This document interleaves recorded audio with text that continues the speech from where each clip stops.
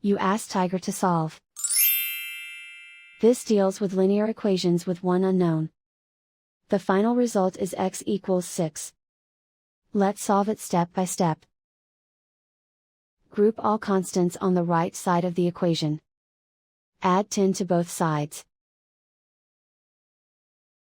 Simplify the arithmetic.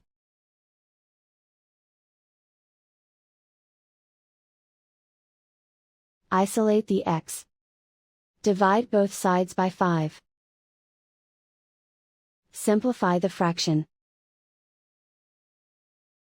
Find the greatest common factor of the numerator and denominator. Factor out and cancel the greatest common factor. And so the final result is x equals 6.